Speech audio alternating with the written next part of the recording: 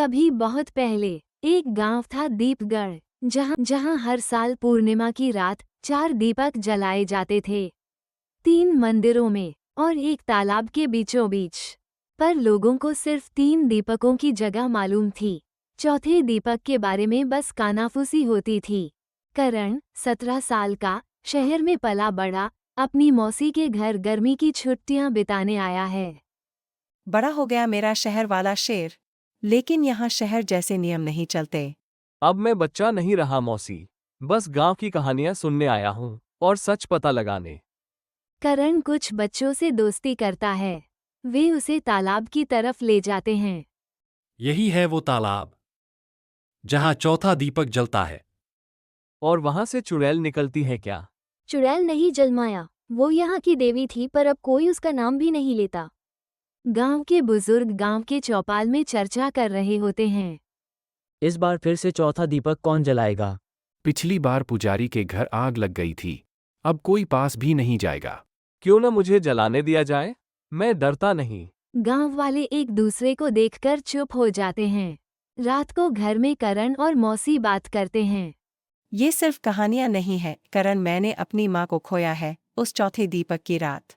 मुझे माफ करना, पर मैं जानना चाहता हूँ ये सब झूठ है या कोई सच छुपा है। बस एक वादा कर, जो देखेगा सबको बताएगा, सच छुपाना मत।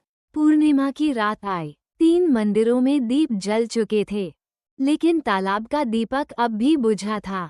अब या कभी नहीं, मैं सबके डर को झूठ साबित करूंगा। करण, नहीं बेटा, ये सिर्फ परंपरा नहीं, ये किसी का श्राप है।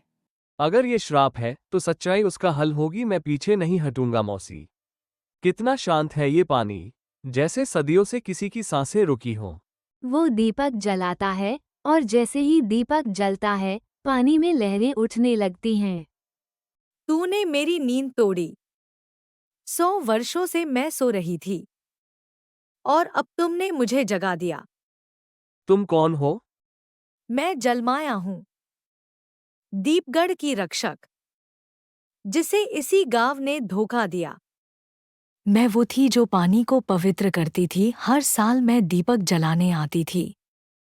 जलमाया आगे बताती है कि गांव वालों ने लालच में तालाब का पानी शहरों को बेचना शुरू किया, और जब जलमाया ने विरोध किया, उन्होंने मुझे पत्थरियों से बांधकर इस तालाब में डुबो दिया और हर साल मेरे नाम का दीप जलाने लगे, बिना मेरी मुक्ति के। मुझे माफ कर दो, मैं बस जानना चाहता था कि सच्चाई क्या है। मैंने तुम्हें फिर से कैद कर दिया। तू पहला है जिसने मुझसे सवाल नहीं किया, मेरी बात सुनी। क्या तू सच में मेरी मुक्ति चाहता है? करण सिर झुकाता है। मेरी आत्मा को तभी मुक्ति मिलेगी जब कोई अपनी सबसे कीमती चीज, अपनी आवाज, मेरी कहानी के बदले दे दे। अगर मेरी चुप्पी से तुम अमर हो सकती हो तो मेरा मौन तुम्हारा होगा। करण की आवाज छीन ली जाती है, वो गिर पड़ता है। अब मैं सिर्फ दीपगढ़ की देवी नहीं, अब मैं तुम्हारे सच की छाया हूँ। सूरज निकला, पर करण की आवाज नहीं, वो लौट आया, लेकिन बदल चुका था। करण, क्या हुआ? बोलो, बोलो बेटा। करण सिर हिलाकर कुछ कहने की कोशिश करता है, पर कुछ नहीं निकलता। ये लड़का क्या कह रहा है?